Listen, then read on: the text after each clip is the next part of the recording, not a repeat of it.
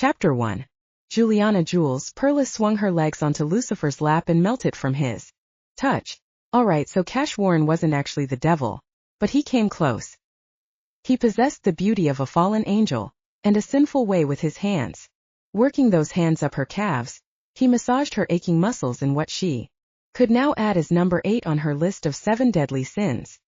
His skill at rubbing away the effects of a long day's work at the diner nearly made her miss it when he said, "This isn't going to work out, is it, Jules?" Her eyes fluttered open to find his unwavering gaze on her. Her back stiffened. They'd never gotten together as a couple. How the hell could he break up with her when she wasn't actually his girlfriend? What's not going to work? She asked, sitting up straight on the couch, eyes narrowed. You and me. As much as I want more. His thick black lashes lowered. We never seem to get past our wall of friendship. Jules barely croaked her dissent, mostly because she couldn't disagree. Wasn't that she didn't love Cash, she adored him so much he'd become one of the few people in her inner circle. But romantic love? She hadn't made it. There with him, and she couldn't understand why. Maybe because her last relationship melted down on the public stage of celebrity dating. A girl tended to get cautious after going through a breakup that the internet witnessed and many of her ex-boyfriend's fans instigated. Jules shuddered. Thoughts of her past always gave her the chills. It had been 6 years since her rockstar ex-boyfriend blamed her for a series of all-around insulting jackhole stupid-ass blog posts, and his fans had gone for her blood by internet bullying her. From then on she'd turned into a giant flashing yellow light. Everything in her life cautioned, danger, girl. Robinson, danger. And while she had been a thrill-seeker once, she didn't get high on adrenaline anymore, including the thrill of the fallen angel Cash. Lucifer Warren. Jules didn't want another doomed romance with a lovable bad boy. But she didn't want to lose the relationship she and Cash had built over the last year, either. They made fun of each other and they supported each other. Their friendship worked. And what the hell did he mean by a wall? When had friendship ever been a barrier? She'd always considered their teasing a bridge, connecting them to each other. Cash released her calf as his lips thinned. We're close, but there's distance between us. He reached out and she froze. Damn. For some reason anything beyond friendly hugs and helpful massages felt wrong. He shook his head, somehow understanding what she couldn't say, but he still ran the back of his index finger down the bridge of her nose. She smiled. So, did he? It's like I never quite get to know you, and every time I see you it feels like I'm starting over again. You're holding something back. You. He was right. Totally on point. No wonder defensiveness surged up in her chest. A girl's closest friends shouldn't run around being right and exposing her faults. No one liked to be laid bare. What the fuck does that mean? She chose harsh words to hide behind. Jules. Yeah. You're cursing again. Oh yeah. She shifted her gaze to the left and tapped her right foot in embarrassment. She had promised her friends she'd stop cursing so much. Her ability to let loose a blue streak of expletives had become her trademark. She even dyed a streak in her hair to match her personality. But lately she'd gone way over the top. Samuel L. Jackson would have had a hard time going foul with her. And that man possessed gold star-worthy cursing skills. Jules needed to dial it in. But she had a lot of anxiety and cussing relieved stress. To defend herself, she shared that fact with Cash and punctuated her words with a finger snap and an exclamation of science. He laughed. Cursing like a banshee made her feel better, kinda like riding a motorcycle with no helmet and your eyes closed so you can feel the thrill of the risk. She shook her hair out of her face and grumbled as she watched the blue dyed into the black waves flounce away, then slide back across her vision. Okay then. She fixed Cash with a stare. What are you talking about? Cash replied without his usual humor. See that? You're not disagreeing. You're buying time to think. She shifted her gaze left and started to tell him to go copulate with himself, but he cut her off. Tell me something different, Cash said. Argue with me. Leaning in, he kissed her cheek in a soft brush of lips. His voice dipped to a whisper. But you won't, because deep down you agree. The words whisked across the curve of her ear. Her shoulders slumped as she tried to think of something to say, anything to discount the truth she knew as well as he did. They were friends. They'd always be friends. And nothing more. A loud mechanical rumbling killed the moment. The noise reminded her of the way old cars sounded when you took the mufflers off, all rumble and growl. Cash paused, surprise crossing his gorgeous face.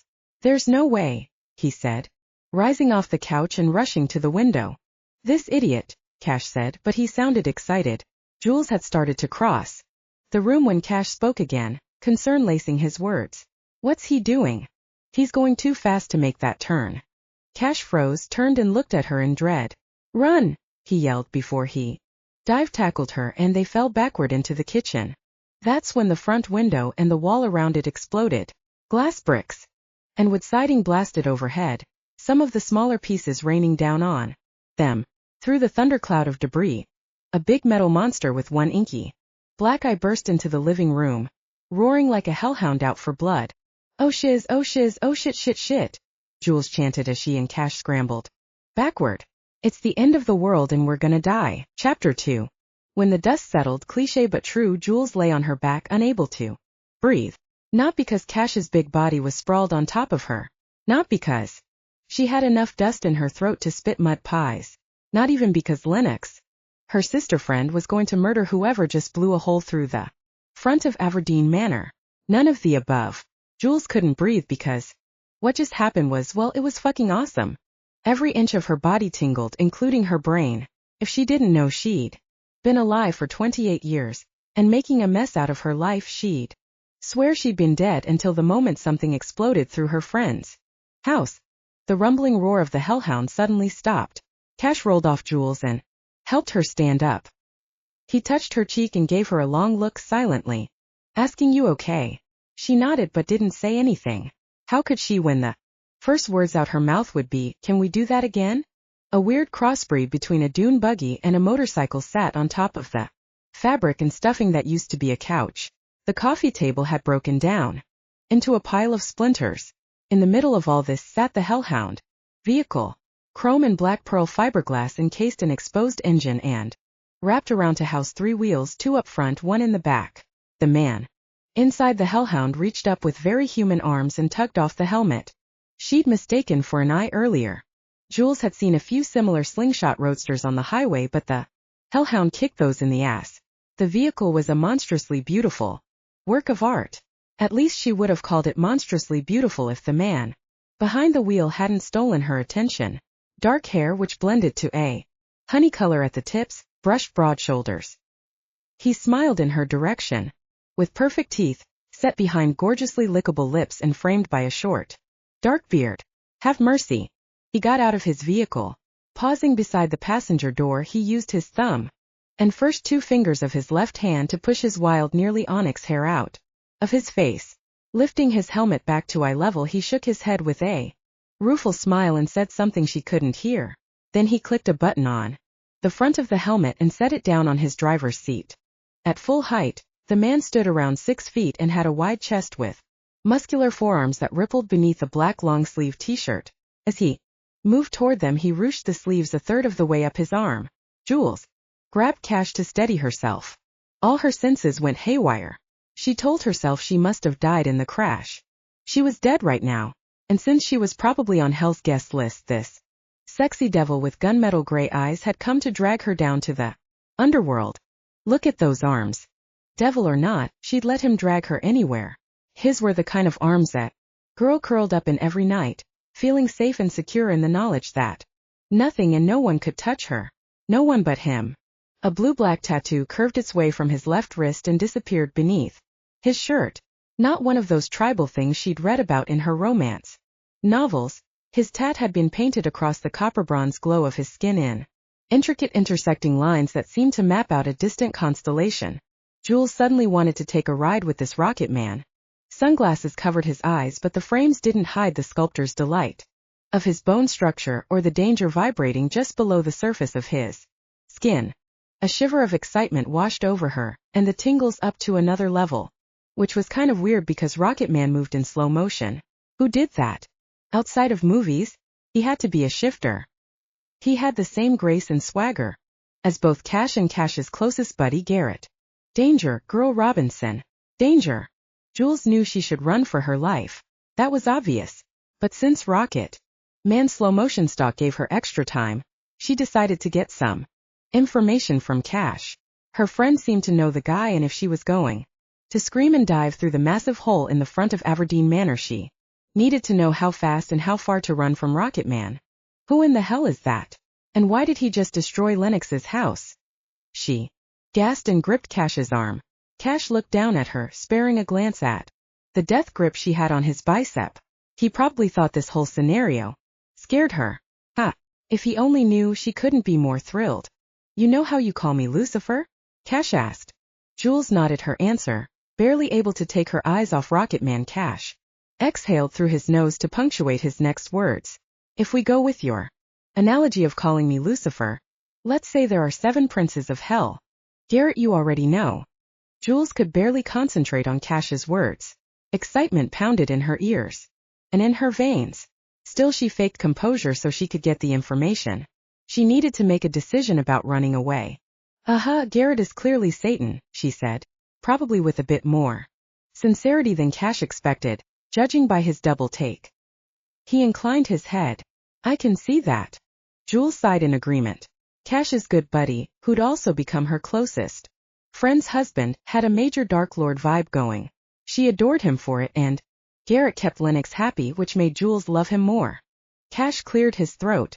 In the legends, alongside Satan and Lucifer, there are 5 other dark princes. I'm not sure who the other 4 are, but this one is my older brother, Dashiell Warren. You can call him Asmodeus. Asmodeus? Seriously? Jules shook her hair out of her face so she could locate the fastest exit. Dust still hung in the air, and she coughed for a moment before continuing her plans. She'd lived most of her life in Lupin's, North Carolina, but time meant change. And in the time it took her to decide to move to Monaco, where any shifter she met would likely be cultured and refined and therefore not dangerous, the Rocket Man, Asmodeus, man of her dreamy nightmares, stopped to stand directly in front of her. Damn. Just damn. Cash wasn't wrong about his brother. Dashiell Warren stood there in her best friend's broken living room, as fierce as the headless horseman stallion and just as beautiful. The motherfucking devil himself. Shit. Dashiell Warren clicked his car alarm on. Then he paused. He'd crashed into someone's living room again, despite the fact the hellion had remained intact with only a few dings because he built her that way. He probably didn't need the alarm. Well, better be safe. Plus, he had no idea how mad Garrett or his wife might be at him for ventilating their home. Not that he blamed them, but he didn't want the lady who owned this huge place to flick off and take a baseball bat to his ride. It had happened before. Daz paused. Again. Hell, both the crashing into someone's living room and the bashing of his vehicle had happened more than once. He led a fun fucking life. No matter where he went, the hellion, the 3-wheel roadster he'd built from the ground up, always drew attention. Not that Daz didn't understand the fascination. He'd engineered his ride to be as gorgeous as something out of those 1950s influenced films of the future. And efficient too. The hellion ran on electricity and or any kind of oil he chose to pour into her tank. The various diners and dives along the highways from Oregon to North Carolina had supplied Daz with enough cooking oil to get to Lupin's without buying an ounce of gas. He looked around at the mess he'd made. A huge hole had turned the front wall into a disaster zone. The furniture lay scattered in various states of demolition, and the dust still hadn't cleared. Not to mention Cash's claws were out. His brother looked ready to slice him up. Lucky for Daz, he'd made a lot of money in the SMMAL, the Shifter Mixed Martial Arts League. A wave of guilt so strong it temporarily clouded his vision hit him the moment he thought back to his days in the ring. Daz breathed deep for a few moments and forced himself to forget all the damage he'd done, especially to one family in particular. Daz needed his personal form of therapy. Lifting his helmet, he did a quick sweep of the room, allowing the mini camera inside to view the wreckage. That done, he turned his helmet cam back to eye level and started vlogging. Nope, this isn't a disaster movie, Dazzlers, but it is the scene of my latest crime. Daz swung his helmet around to focus on Cash without showing his brother's extended claws, of course. He wasn't about to expose the existence of shifters. That guy over there, the one who looks like he's about to rip my head off. That's my little brother Cash. With the camera pointing back at him, Daz continued. He's about to rip my head off. Did I mention that? Daz paused to cast a side eye in Cash's general direction. So if I get dismembered before I can make amends, he said, gesturing at the living room. This vlog will be known as, Oops I Did It Again Part 4. And because I won't get to tell you this with no head and thus no face. Daz warmed his expression up by 25 degrees, bit his lower lip and whispered with all the sex-drenched melodrama he could. Remember me in your fan FIC. Click. He turned the camera off and tossed the helmet onto his front seat. His YouTube subscribers were going to love that shit. Now that he'd had a therapy session, Daz's mind reached back to his original train of thought. Yeah, he'd made a lot of money in the fight game and even more after he'd retired and started designing vehicles for high-end buyers. Even though this latest crash through his brother's friend's house would cost him, he had enough money to take care of it. Daz strolled over to stand in front of his brother. He'd already reached into his pocket for his credit card when Cash called him a fucking idiot. True. But his brother didn't have to be so emphatic about it. Daz could fix the house and the furniture. He'd always been good at fixing the things he broke. It didn't hurt that most people called him gorgeous. He wasn't pretty like Cash, but he did all right. Good looks, money, and charm went a long way. Two of the three would make any life sweeter. Daz happened to have the trifecta. He shrugged and his brother called him an idiot again. Before he could retaliate by sweetly whispering angel baby, the same way their mother did, that always pissed young Cassius off. Daz got a good look at the woman standing beside his brother. A magnetic pull immediately snapped in place as though an invisible bond stretched between them, steadily drawing him toward her. He took a step back, but the attraction yanked him 2 steps closer. Well, fuck me sideways, he murmured under his breath. No, really. He hoped the diminutive yet curvy Latina at Cash's side would be obliged to let him bed her in every which way. Hell, he'd be willing to kneel down and pray for it. Even though he knew with his condition, disease, curse, whatever the hell it was, he'd never be able to physically touch this beauty. He couldn't touch anyone, hadn't been able to for 5 long years. So the dream of having the gorgeous little woman in his bed wasn't going to happen. He cursed. Clearly, the lone wolf status he'd once claimed for himself had become his prison. Figuratively anyway. Wolverines were typically loners, but he was human too. And humans needed touch. He couldn't reach out and caress the silky texture of her skin, but that didn't mean he wouldn't look. Daz moved closer, tossing a glance at his brother. Cash looked good. That satisfied Daz, so he could focus on the woman gazing at her. Again, he could see she came from Asian descent, not Latin. He inclined his head and took in her features. A Filipina, one with a sassy blue stripe dyed into her thick, pure black hair. Damn it. In that moment he'd give anything to be able to touch this woman, to reach out and run his knuckles across her cheek, to whisper his intentions in her ear and see if she agreed. If so, he'd sweep her into his arms and carry her off to one of the dozens of bedrooms he knew waited inside this big house. But he couldn't. The pleasure of touch had been taken from him. There'd be no intimacy with anyone, let alone his gorgeous little Blue. And why had he started thinking of her as his? She never would be. He didn't even know her, but for reasons he couldn't name, that pissed him off. Chapter 3. An arc of red slashed down, whacking Daz on the upper arm. It didn't hurt, but he backed away before the skinny, golden-brown grandma with vengeance in her eyes could pop him with her weapon of choice again. She lifted the duck-billed red umbrella overhead and swung on him. Daz dodged it, looking to his brother for help. Whoa, Grandma, slow down. Cash grabbed his arm and pushed Daz behind him. That hurt. Needles stab into Daz where his brother's hand made contact with his skin. Cash immediately realized his mistake and pulled away, but kept his body between Daz and the crazed grandma. Grand, stop. Get out of the way, Cash. That demon tried to kill us, Grandma said in a crisp, snappy voice.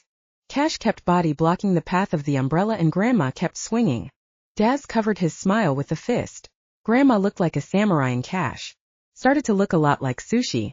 As the scene went on, Daz couldn't stop himself. He burst out laughing. Both Cash and Grandma stopped to stare at him. The umbrella trembled in midair, which made the whole thing more ridiculous. Daz had to sit down or fall over. Then something miraculous happened. The woman, the pretty Filipina with the blue stripe in her hair, started laughing with him. Gran, With your hair up in that bun while you slice at Cash with your umbrella and Cash dressed in all black, Blue said. You're like cosplayers. From a shonen anime series. She coughed on dust but didn't stop giggling. Hilarious. Daz gazed at the woman. He knew she was perfect on sight. Cash chuckled. Gran clapped her hands. Can I be Lady Tsunade from the Naruto series? I always wanted to be a clan leader. Daz and the woman of his dreams. He smirked to himself at the thought, said the same thing at the same time. Those are ninjas. You're a samurai. His Blue, why did he keep calling her his in his head? Caught his eye and grinned at him, surprise and delight lighting her expression. That moment, he decided to make her his. He didn't care how, especially since they'd never have intimacy through touch. He knew that, but he needed something, so he'd have to settle for becoming her best friend in the whole wide fucking world. Eventually he'd be so intimate with her mind and her spirit that the physical wouldn't matter. Yeah, it'd be torture to be that close to her and not be able to hold her, but he didn't care. He already knew she was worth it. Cash jerked a thumb over his shoulder and told Gran, "That's my brother, Dashiell." Gran's mouth rounded in recognition. "Oh, that one. And what does that mean?" Daz started to rise. "What the hell did you tell them about me? That you're a destructive SOB with a need for attention." Cash then held out a hand to help him up. Daz refused, but denying his brother such a simple show of affection hurt more than any touch could. He changed his mind and took his brother's hand. The pain of needles erupted through his skin a second time. On impulse he hugged Cash hard and fast. Gritting through the pain, Daz stepped back and winked. His brother mirrored the expression. "Missed you." He wasn't sure which one of them said it, but they both felt it. Daz hadn't realized how much he'd missed his younger brother until now. Cash still walked with a limp, and Daz had never forgiven himself for not being there to take that bullet in his brother's place. Not that Cash had ever blamed him. Daz had been in another city altogether, but big brothers always felt the guilt of not being there to make everything okay. They gave each other a once-over, both doing a thorough sight check to make sure the other had taken good care of themselves. The warmth of his brother's affection filled Daz up for a split second before the aftermath of touch kicked in, the raw agony of sandpaper made of broken glass scraping across his skin. Cash's dark eyes filled with confusion before he remembered Daz's condition. "I'm sorry," Cash said. "Sometimes I forget." Daz shook his head. "It was my call and well worth it." Cash grinned slowly. "Since you don't mind the pain, should I rub your ridiculously silky tresses like Mom does?" Cash threw his hands up and clasped them against his cheek before he went into a spot-on impersonation of their mother. "Oh my God, it's like butter. See how it goes from maple syrup dark to honey gold on the ends. Cash, come feel your brother's hair, it's like silky brown butter." Daz knew his brother teased him to put him at ease. It worked. "Stop it." Daz held up a single finger. "I love that woman, but she knows how to make a man feel like a stuffed bunny. That or make him want to shave his head." He pushed his sleeves up before he said, "And don't touch me. Not if you enjoy the benefits of breathing." Cash shrugged with no signs of fear. "I've kinda gotten used to the oxygen equals life equation." "Good choice." Daz nodded. Cash mirrored him but dropped the grin. "I really don't care why you came. I'm just glad you're here." Daz nodded again. He'd missed his brothers too, along with their mom, their pops, the whole family. But not being able to touch them made him feel more like an outsider than being adopted ever had. At every family gathering for the last 5 years, an invisible bubble formed around him. Hugs were aborted. Mid-embrace. Kisses floated on the air around him. Kids would hug his leg only to be snatched away by concerned kin. Daz had stopped going to family events because the invisible bubble of his condition isolated him in a way being alone never did. Shaking off the memory, he ditched the sentimentality and gestured to Blue, who now stood next to the samurai grandma. "Why don't you do something I'll actually enjoy?" he asked his brother, "and introduce me to Blue over there." They walked over to the two women. "The one who tried to take your head off is Gran. I don't blame her either. She's Garrett's grandmother-in-law." Gran nodded at him and said, "What are we going to do about this hole?" Without missing a beat, Cash said, "Dashiell is going to pay for everything." "Yep, I am." Cash continued. "He's also going to oversee the repairs himself." I am. Yeah. Although he fully intended to draw up the plans and hire a trusted restoration crew to fix the damage he'd done, Daz didn't like being forced to do it before he could offer. Gran looked skeptical. I don't know. Her doubt bothered Daz more than Cash forcing his hand. I'll take care of it, he said. And I'm better than most restoration specialists. Cash took the pause as an opportunity to move on. This is Jules. He rapped, an arm around Blue's shoulders. Juliana Perlas. She smiled in greeting. Damn, just looking at her did things to him he couldn't explain, like the stars had aligned. Her large light brown eyes with their slight taper at the outer edges, the fringe of her lacy lashes lush. Lips and thick hair flipped to one side, falling in midnight waves over her shoulder. Everything about her did something to him. Jules, Cash continued. This is my brother Dashiell Warren, but our family calls him Daz. Good to meet you, Daz. Jules held out her hand and he watched her soft, rose gold fingers hang there for a second. He hesitated. Daz did not want to associate her with the pain he knew taking her hand would cause, but he couldn't resist her. Her lips compressed while he paused and her brow furrowed. She'd mistaken his hesitation for rejection. Cash stepped in. Daz has a medical condition. Touching other people brings him physical pain, Cash said. Where are your gloves? He directed the question to Daz. Daz nodded back toward his hellion. The more I get used to my condition, the less I need them, he replied, refusing to take his eyes off Jules. She smiled, but looked to the left and tapped her right foot. Cash noted their chemistry with suspicion. I'm going to get Gran out of here, he said. Be right back. Neither of them answered. Neither even looked Cash's way. He studied them for a while, then escorted Gran out of the house, leaving Daz and Jules alone. Their connection stretched taut between them, reeling Daz in heartbeat by heartbeat. Dashiell, huh? Are you a mystery like Dashiell Hammett? Jules asked. One corner of Daz's mouth turned up in a slow smile. I meant to say mystery writer, she corrected. That shit came out all wrong, she mumbled under her breath. He decided to ignore the correction and answer her original question. Mystery? No. I'm a hard-boiled thriller. She took in a sharp breath. You, sir, are a prince of hell, Jules said. Offhandedly. He almost burst out laughing again, but she wasn't done. I know. This because your smile is beautiful and absolutely wicked all at once. She tugged on her right ear. And if I smile back, I'm willing to bet I'll be signing my name on the dotted line in blood. He had no idea what the hell she was talking about. He didn't care as long as she kept talking to him, kept making him. He searched for the right word. Feel. She could do or say whatever she wanted to him as long as she continued to make him feel. He moved a bit closer, the space between them now only inches. Well, that answers my next question. Jules licked her bottom lip nervously. What's that? Daz moved in closer. You looking for a thrill, Jules? Nope, she said with an over-dramatized shrug. Then she sucked her lips in tight and examined the ceiling. Daz looked up with her at the same time. Aloud. Cracks sounded. He watched as one of the ceiling beams split and shifted. Shit.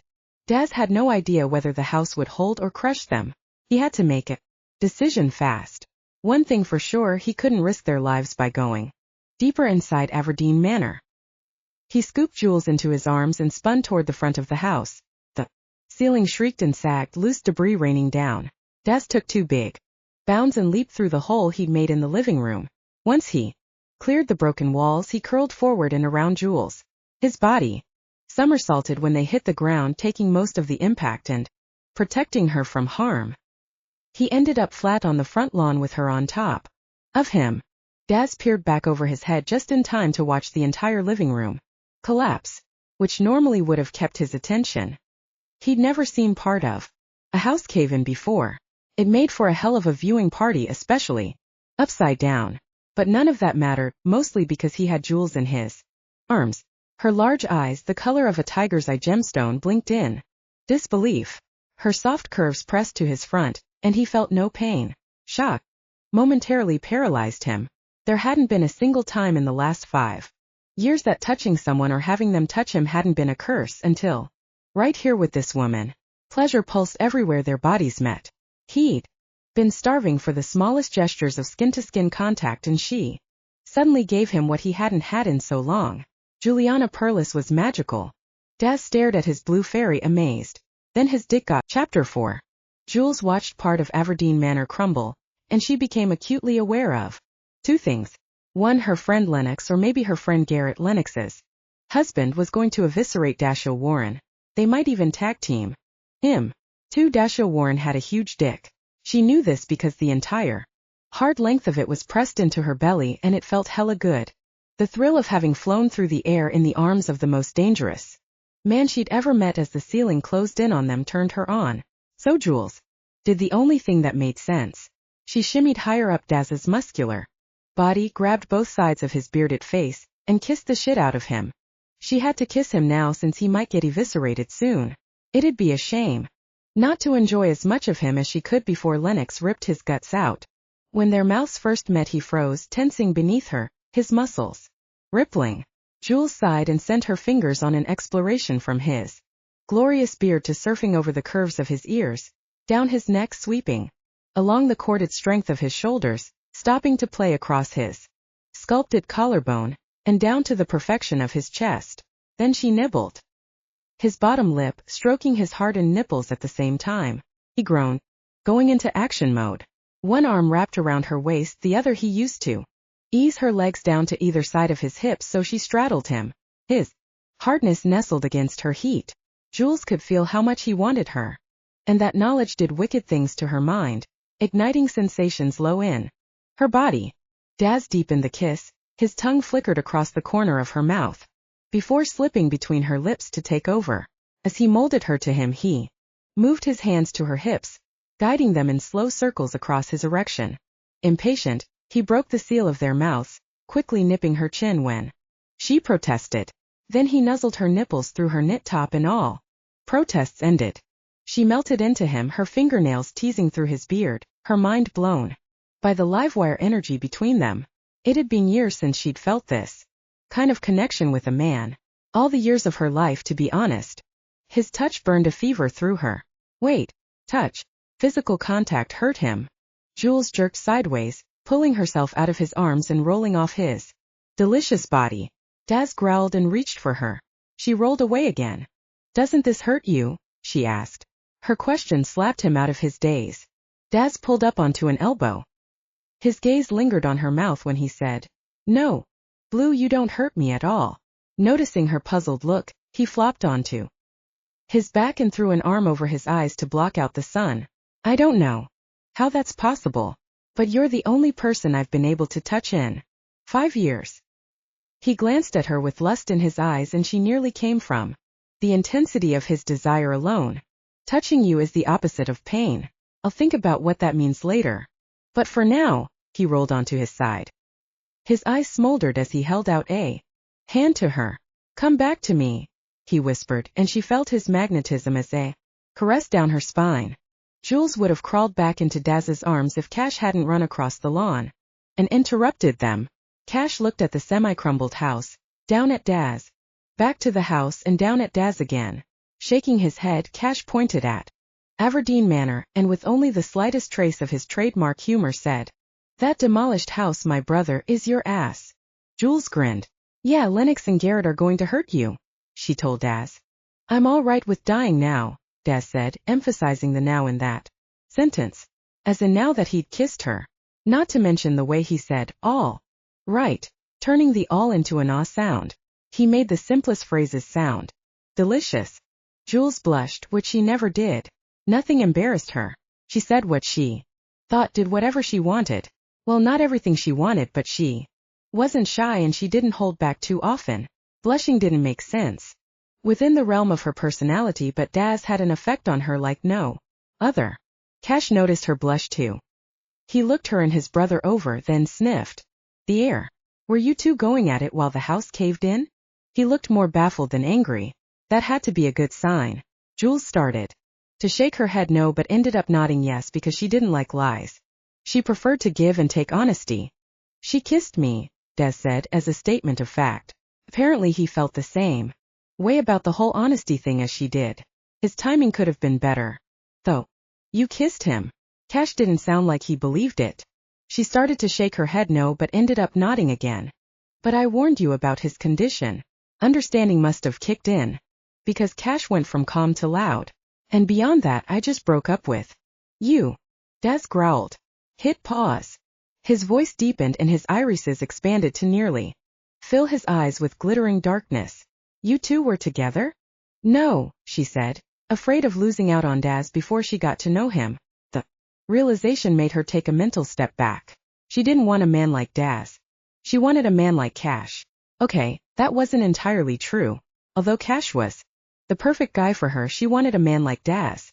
Even though a man like Daz had ruined her before. Daz represented danger and chaos and all the things that had messed up her life. But danger boys were her type. The very fact she'd gotten drawn into Daz this quickly, so much that it ached, signaled she needed to keep a certain distance between them.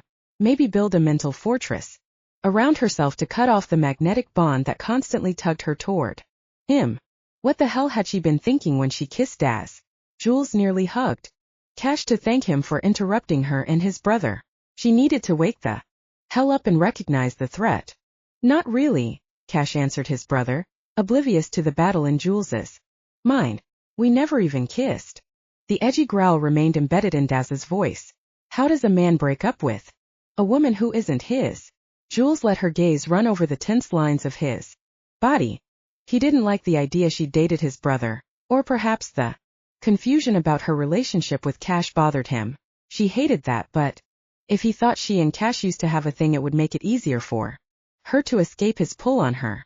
Cash turned away, his limp suddenly more pronounced. He leaned forward and stroked the back of his head. I don't know, man. He exhaled slowly. Maybe. Because we both felt something between us. A bond that seemed like it could be more, but Daz interrupted his brother. What kind of bond? Does it feel like you're being pulled into her by gravity? His younger brother studied him for a moment. What? Cash asked. He gave Daz another once-over, frowning. A second later, his eyes widened as though he'd realized something. Whatever it was, it didn't sit well with him. Cash's shoulders slumped and he took a breath while rubbing his chin. I don't know. He exhaled long and slow. I can tell you it never went past friendship. But I guess it's too late to do anything about that. The tension began to ease and Daz's eyes went back to normal. He blinked, his expression transformed with concern as he watched his brother. Cash continued, pacing between them and Aberdeen Manor. She never let me in. I couldn't get past her wall of friendship. But you? Cash stopped pacing and looked at the ruined house. An amused chuff escaped him before he mumbled. It figures. Closing the gap between them, Daz asked. What figures? You. It's what you do. Cash nodded toward the wreckage. You break things open. You tear down walls. Jules couldn't take the implication behind Cash's words. They left her exposed. Cash had told the truth, but for the first time honesty betrayed her. Left her vulnerable. Not these walls, she told the two men. She turned to her left and walked off through the hot pink spring blossoms of Aberdeen Manor's peach trees. And she didn't look back. Chapter 5. Please be home, Jules whispered as she approached Dr. Dylan Reardon's place. Dylan lived on the other side of Aberdeen Manor's peach orchard and they'd grown up together along with Lennox and Dylan's currently missing pack leader Ian. Jules didn't want to think about Ian. It bothered her to wonder when or if he'd ever come home because they all missed their friend like crazy. The front door of Dylan's English tutor home opened before Jules could pound the hell out of the doorknocker. The dead ringer for Prince Harry grinned from inside the house and asked, Is Aberdeen Manor going to make it through another year? First the fire a while back and now the demon demolition. At least that's what Gran is calling it. He paused for a second. Ah, he said. Come here. He opened his arms for her and Jules tucked into him. He leaned down to cuddle her. What's wrong, Miss Juliana? Danger, Girl Robinson. Danger. She mumbled into his forearm. Amusement vibrated in Dylan's chest.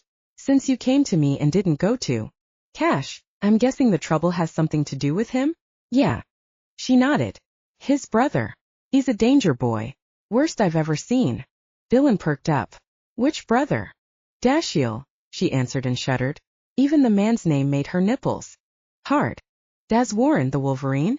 The undefeated shifter mixed martial arts league. Champion for 3 years before he retired. He's here and you buried the lead. Dylan pulled away and jogged down his front walk. I have to go meet him. The news about Daz's former career made things so much worse. Daz was a fighter, exactly what Jules wanted. She had been waiting for someone who would fight for her rather than let others mess up their relationship the way her ex had. Rock stars tended to be such jerks. Hello. Jules waved her arms at Dylan. Friend in need over here. Dylan stopped walking, but Jules could tell he wanted to keep going straight over to Aberdeen Manor. Proving her right, he tossed a longing glance toward the peach orchard separating his house from Lennox's. He's my hero, Dylan said. I had the pleasure of rebuilding some of the faces he bashed in when I still had my plastic surgery practice. Jules scrunched her face at him and pointed to the spot beside her. Dylan hung his head and trudged back to where she directed. Once he hit his mark, he begrudgingly opened his arms for her so she could tuck back in. Better, he said dryly. Much, she answered on a sigh. What's the problem? He asked, his voice still dry as sand. Now you want to pretend that you care? I want to care, but you're keeping me from meeting Daz Warren, the only man who's ever made me feel all tingly inside. That's the problem. Jules jerked up to look at Dylan. He makes me feel all tingly too. I don't think we're talking about the same tingles. No. God, I hope not. Go on. Like I told you, he's a danger boy. He drove his three-wheeler through Lennox's house and had the nerve to turn on the car alarm afterward. And he talks to his helmet. She paused for dramatic effect. Then when the freakin' roof caved in, he picked me up, flew through the air with me and somersaulted us to safety. Finally, just to prove his bad boy status, he dry humped me. Halfway to an orgasm. It was fucking fantastic. Dylan nodded. He's like a drug to an adrenaline junkie and you're an addict. Hyperbolic but true. A nod. Now you tell me he's a fighter, and a good one. And you know how badly I want that since all those rabid fans forced my breakup with Adam the rock god asshole. She sneered. Adam let his fans dox me and harass me to my face, yet he didn't stop them. As far as the rock god asshole was concerned, his fan rating ranked higher than his girlfriend. Me. Dylan nodded. Did you hear the Last Cross album? It's great. Think there's a song about you on it. Jules gave him a particularly ugly scrunch face. Are you serious? Dylan's lips thinned. Go on, he said, resigned. Fuck it, Dylan, I'm calling Lennox. He laughed in her face. You tried that while you walked over here. He had that right. Lennox hadn't picked up her phone. Can I finish? She asked. I get it, he said. Do you want me to encourage you or give you reasons to shut this down? Help me shut it down, Dylan. I can't deal with another freaking bad boy. Especially not one this epic. I won't survive the fallout. Dylan nodded and led her into the house. She flopped down on his couch and waited. He wasn't talking to his helmet, Miss Melodrama. So he's not crazy. Wonderful. That's not helping. He was talking to his YouTube subscribers. Subscribers are the fans of YouTube culture. She shivered. Even the word fans gave her the creeps. How bad? 1.5 million and climbing. Yep, that did it. You're damn good, Dill. I've heard, he said, patting her shoulder. The news tore Jules between celebration and depression. There was no hope. Death wasn't only a danger boy, he had fans just like her ex Adam Cross rock god asshole did. She paused. For some reason she had to say the entire insult. When referring to Adam Cross rock god asshole, it made her feel better. And feeling better mattered to Jules. Back to facts, no way in hell would she dance with another devil with an audience. No way would she ever let Dashiell Warren touch her again. Whether it brought him pain or not, she'd be the one to get hurt. 1 week later. 7 days. Jules made it through an entire week without talking to Dashiell Warren. She'd thought about him more than sanity allowed, but she stayed away. It had been torture though. Everything about Daz called to her. The man was a siren with sex appeal for his siren song. Doomed. He'd fucking doomed her. A couple of days ago, she'd messed up her timing on an errand to Aberdeen Manor for Gran. Daz had been there, surveying the damage with some workers. A thin band of elastic held his dark hair off his gorgeous copper bronze face. The white t-shirt he wore snuggled up to every muscle as though the cotton Loved him, and low-slung jeans promised an epic ass if she just walked over and slid her hands inside the denim. Man of doom. Jules had felt something between them since they'd met. A magnetic pull, and Daz must have felt that awareness too, because he stopped talking to the workman and turned in her direction. She dived into the bushes to keep from getting caught. Speaking of bushes, hers suddenly flooded with heat for no reason at all. Jules was thirsty and she wanted a long drink of Dashiell Warren. She refused to quench herself though, and she'd tried everything to forget about Daz.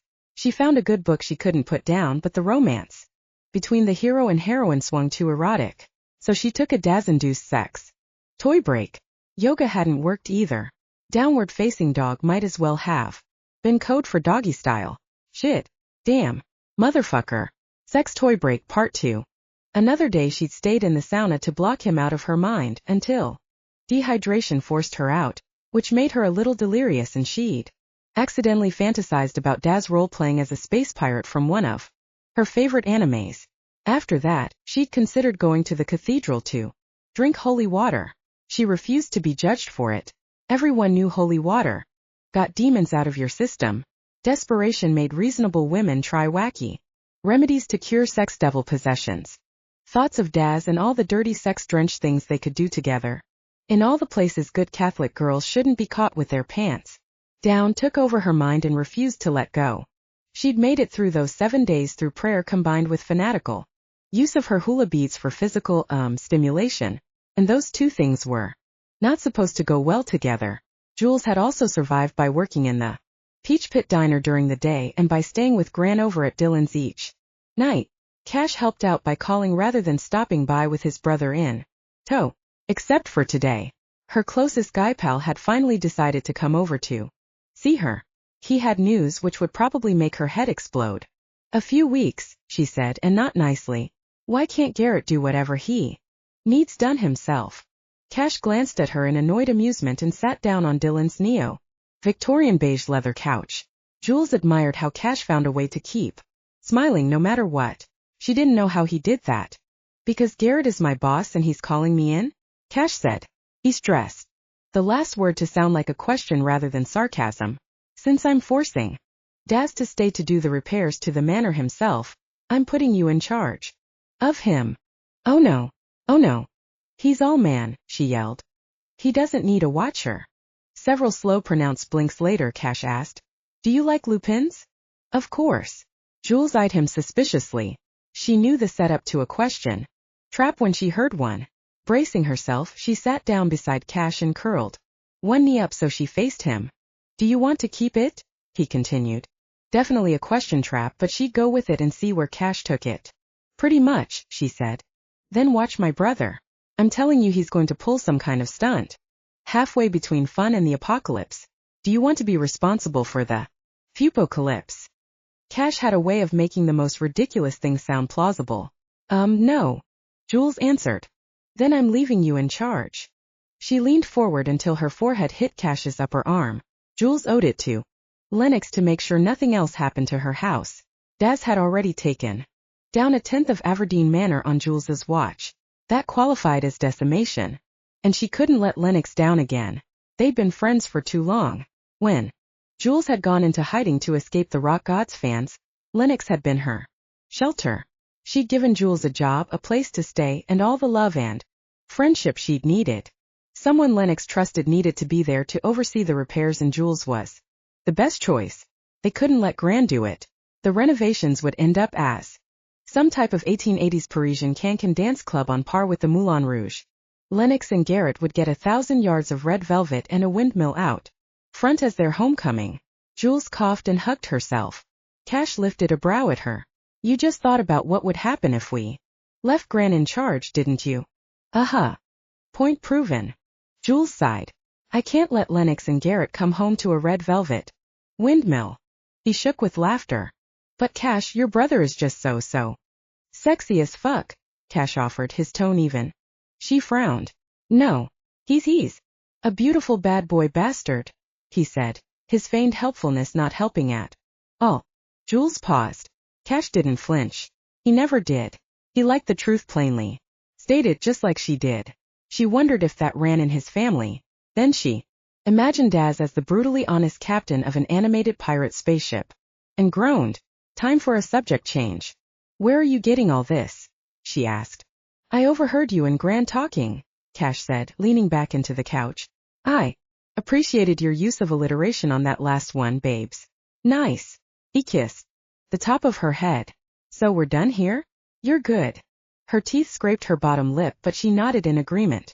Jules had to make sure the restoration of Aberdeen Manor returned the house to the beautiful home Lennox had left, before her friend and her husband got back. Fuck me. She flopped back on the couch beside Cash. His eyes warmed the way they always did at some point in their conversations.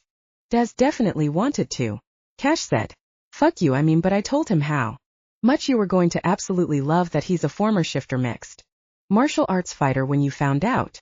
Jules leaned forward, totally on edge to hear what Daz thought of her love for fighters. Yeah, she asked. Cash reached out to tuck her blue streak behind her ear. Everyone did that. It annoyed her. What did he say? She asked again. Your thing for fighters completely turned him off. Daz refuses to raise his fists again for anything or anyone, which means he isn't interested in you anymore. Okay, good, right? Cash had given Jules what she wanted, a wall between her and Dashiell Warren. So why did it feel like she'd gotten punched in the head? Chapter 7. I'm okay with it. You keep telling me that. Daz switched to hands-free so he didn't have to hold the phone while his brother talked nonsense. Don't factor me into your equations, Cash said. The sound of LA traffic muffled his voice. I get the feeling I already played my role. I looked out for her until you got there. Like the universe wanted it that way? Daz failed at keeping the skepticism out of his voice. Yeah, it happens. Daz smoothed his beard, rubbing his upper lip with an index finger. If only Cash's words were true.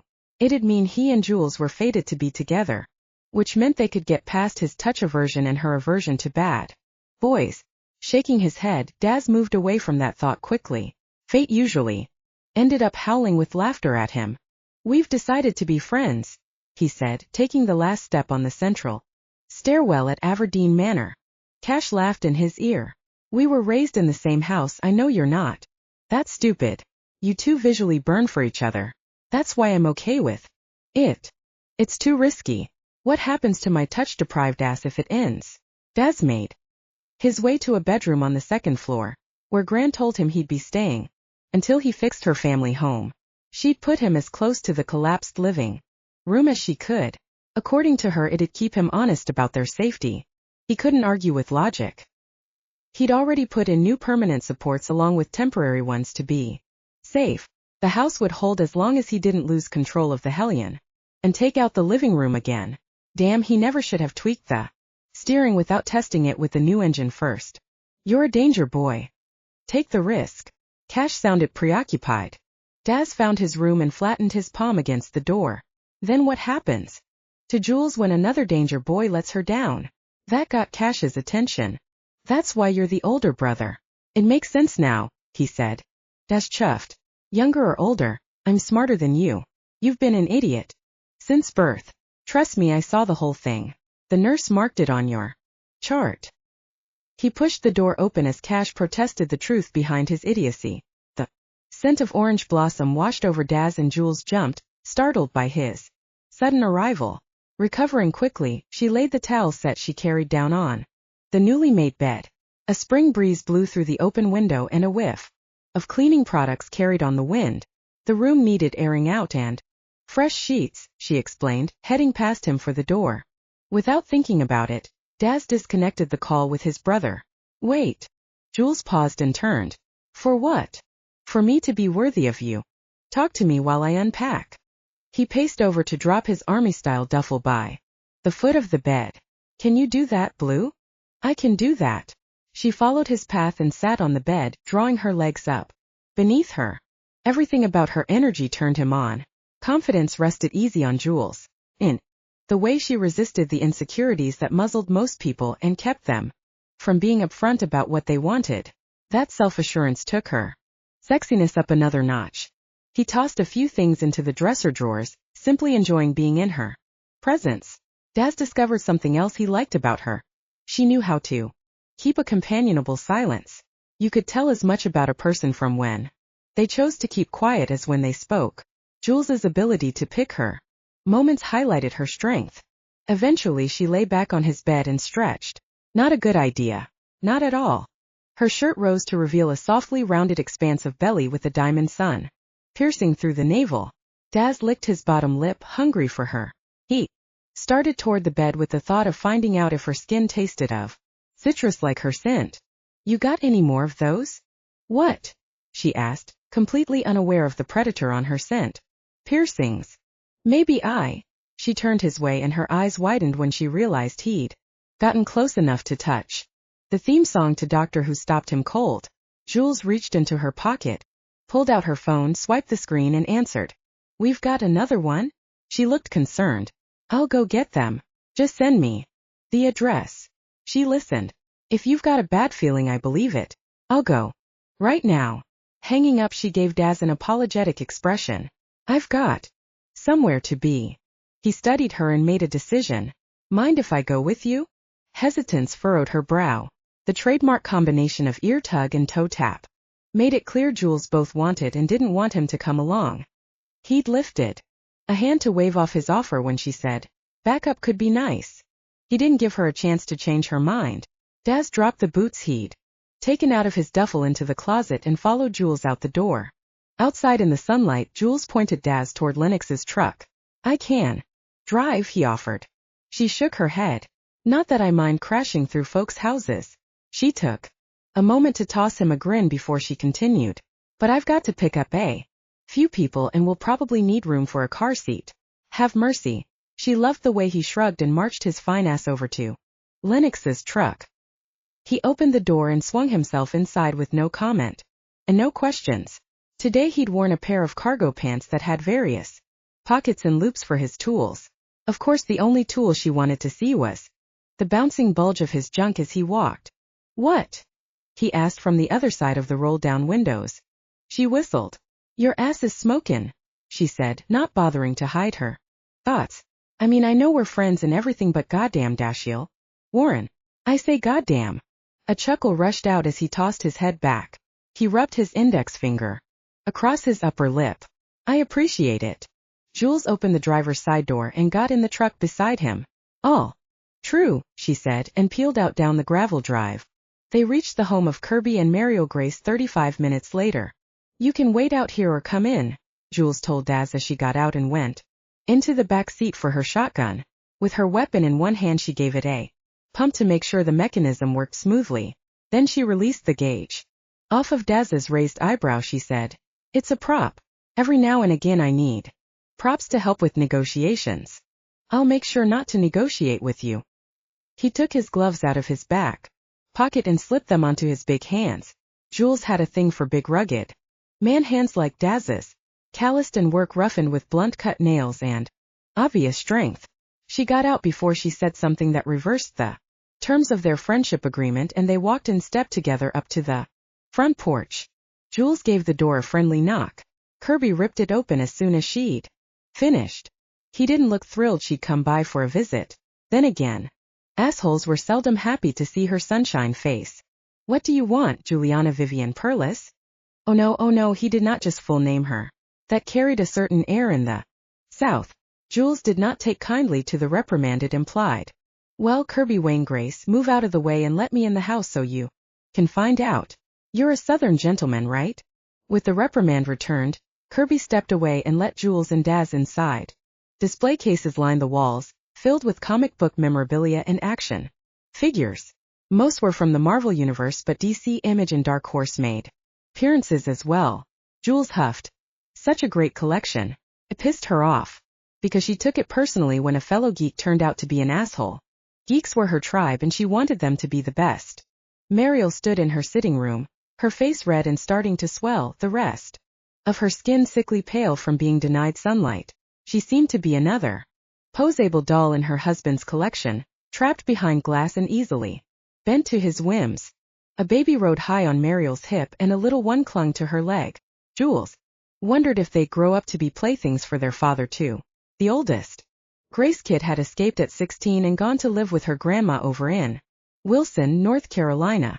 Jules planned to get the rest of the family out too. Kirby initiated a staring contest with Daz to test his manhood.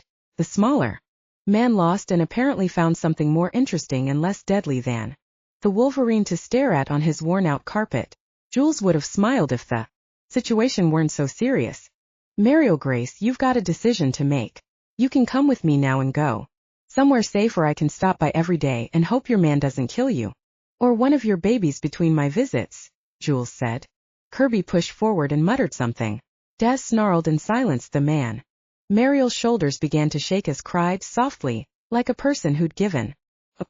Jules knew kindness wouldn't help the other woman make her choice, so she kept herself in check. Make a decision. Nobody moved. Make a decision now, Jules barked. You staying or leaving? There had to have been 1,000 moments when Mariel considered leaving, and each time something, whether it was her own fears or Kirby's fists, had held her back. She probably told herself, as long as he doesn't hit my kids, then he'd hit her eldest. But then CJ left, so things were okay, right? Jules could tell Mariel had rationalized staying another 1,000 different ways. Her children needed their father, she couldn't make it on her own, she'd made him cage her up and beat her down, he was tired or stressed or drunk. None of that added up. None of it factored into this moment. Only the decision Mariel made today mattered. When the whispered answer came, Jules wasn't sure she'd actually heard Mariel's response or what she'd wanted to hear. Mariel said it again. I wanna go. Help me, Jules. Kirby made a noise and lunged. Jules pumped her shotgun and fired a hole into the wooden roof. The little boy yelped but quickly swallowed his tears as though he'd already been taught crying had consequences. Daz, who'd stepped between everyone in the room and Kirby, blinked at Jules. You said prop it. Yeah, but my dad always says don't wear stilettos unless you mean business. And don't carry a weapon you're not ready to use. She glanced at Daz. His expression seemed to ask her if she had the situation under control. The curl of her lips told him she did indeed. So he moved out of the way, trusting her to do what she did so very well. Incredible man. Jules turned her glare on Kirby. I hate using this gun these days, Kirby. Wayne. 3 of my closest friends had a gun change their lives. One nearly lost his leg, one would have died if he'd been human, and we visit the third at the cemetery every 6 months. Jules maneuvered herself into position. Her body formed a barrier between Kirby and his terrorized family. If Lennox were here, Jules continued chatting, calmly as conversation at Sunday dinner. She'd grab you by the throat and slam you through a wall, which makes you a damned unlucky son of a bitch 'cause she's out of town. Kirby looked at her like she'd lost her mind. Good. She wanted him to think she was crazy enough to hurt him if he hurt his family again, because that truth would save him from a visit to the hospital. Let me break this down in terms you'll understand, Kirby. Wayne. Jules nodded toward a display case filled with action figures inspired by the Avengers movies. See, I'm not Wonder Woman. That's not my comics universe. I'm a Marvel girl. That makes me more like Hawkeye with a liberal dose of Black Widow thrown in. Which means I'm not a fighter. I'm a shooter. And despite the fact I don't love guns like I used to, I will shoot a hole in your ass and take you to the hospital with a post-it note stuck to your chest. It'll say something like, this is Kirby Wayne Grace. He is not loved. Please take care of his stupid ass anyway. Jules stopped talking to Kirby when he didn't move or protest. She looked over her shoulder and gently told Mariel to go get in the truck. Daz walked over to the crying woman, told her he'd help, and asked where he could find the car seat for the baby. They left Kirby Wayne in his sitting room, mad as a bull in the ring. Daz buckled Mariel and both her kids into the car while Jules stood watch in case Kirby made a run at them. Once they'd gone tearing down the dirt road, dust flying in their wake, Daz spoke for the second time since they'd arrived at the Grace house. What's the local sheriff going to say about your shotgun methods? That brought out her grin. Sheriff Stan the exterminator? Who do you think sent me? Their banter almost made her miss it when a huge grayish-brown blur leaped in front of the truck and Jules had to turn the wheel hard right to avoid crashing into the Chapter 8. The wild boar shifter blocked the road. It huffed at them, tossing its huge head, daring them to try to get past it. Jules hadn't expected this. She could handle Kirby Wayne Grace. Kirby Wayne never learned to shift and had been a Coward ever since they called him Scaredy Pants on the playground. This wasn't Kirby, it was his older, far more lethal sister, and Jules said so out loud. I can't handle Willie Mae Grace without shooting to kill. She grabbed her phone and thumbed out a quick text. Before she finished, Daz pulled his sleeves down and readjusted his gloves. With those firmly in place, he turned to her and lifted his hand to float above the crown of her head, so close to touching that his heat caressed her. Something instinctual told Jules. The gesture had meaning, but Daz didn't explain. You're doing a good thing here, he said. His eyes did that crinkly smile, without using his lips, thing that made her want to surrender to him. I know. You don't need me, but let me help you anyway. Yeah. His gloved hand skimmed down her hair, stopping in the perfect place to cup her cheek, if he'd wanted to. You shouldn't have to get your hands dirty by shooting to kill. His free hand popped the door open and he stepped out onto the dirt road. The warmth he left behind slowly receded. The look of resignation he carried made Jules remember his reasons for quitting the Shifter Fight League. He'd said he didn't want to hurt people anymore. If he didn't want that, she didn't want it for him. She dove to his side of the truck to stop him. What about you? Daz's assessing gaze dropped from the snuffling animal roadblock as he dipped his head toward Jules. There's no cleaning me up, Blue. My hands are fucking filthy. Feeling a little desperate, she tried again. But you don't want to fight anymore. Daz started walking. And I'm not going to, he called back. Moving to the driver's side of the truck, he faced the enraged Shifter and leaned against the door. The boar snorted, tossed its head and pawed the dirt road. Daz stared it down, without a word, watching and waiting. Jules felt around beside her for her shotgun, keeping her eye on Willie Mae Grace in boar form. Mariel whined, although Jules could tell she'd fought for composure every step they'd made. I can't let you shoot the kids, Auntie, in front of them. Jules sucked in her lip before a biting retort popped out. She pulled her patience tight around her because what she wanted to do was remind Mariel that she'd allowed Kirby to beat her cross-eyed in front of those kids on a daily basis. That must have done a lot more harm. Instead, Jules scolded herself. Mariel had been mentally abused as much as physically. She'd been told she wasn't worth much and the Graces were the only ones stupid enough to love her. She'd been imprisoned by those lies. Years of that would make anyone distrust themselves and value their oppressor above all else. Jules knew this because abuse followed the same patterns. All right, I'll do my best not to shoot her, but I won't let her hurt Daz. Mariel didn't protest anymore. Jules assumed they had a deal. As they watched her sister-in-law's boar, the sound of Mariel's teeth chattering put Jules's nerves on edge. She shushed the other woman for sanity's sake. Feeling much more twitchy about the situation, Jules rested her arm on the window frame and trained her shotgun sight on the boar. Just in case, she told Mariel. They each got so still Jules only heard the sound of the wind blowing through the trees. A dark cloud moved in overhead, bringing a clap of thunder along with it. A bolt of lightning struck the ground, filling the air with an electric sizzle that raised the hair on their arms. The baby started wailing, and Willie Mae Grace's boar charged. Daz leaped 8 feet forward, braced himself, and met the charging boar head on. The Shifter hit him and bounced off his solid body. It rolled its thick neck, dazed, and charged again, tusks down and ready. Daz brought both arms up in an X and blocked the boar's path. They struggled forward and back until Daz threw his arms wide and the boar slid backward several feet. Another charge. Another block. The face-off continued with charges and blocks, but despite being a champion Shifter fighter, Daz didn't shift or throw a punch, no chokeholds, no kicks. He didn't unleash his claws, he only blocked and pushed the beast back. But the continuous push and pull against the crazed Shifter soon started to wear on him. Jules came close to shooting when the boar's tusks gouged Daz's arms, digging bloody streaks into his skin. Still the man stood tall, forming a wall between them and the beast. As long as he stood, Jules wouldn't have to kill the boar Shifter in front of the 2 Grace children. But more than once Jules nearly stopped caring about her promise to Mariel. If she had to, she'd shoot the beast's leg off to give Daz a chance to rest. A snuffling roar sounded, scaring the older of the 2 children. He started to scream, tears covering his face in blotchy redness, his small legs kicking the back seat.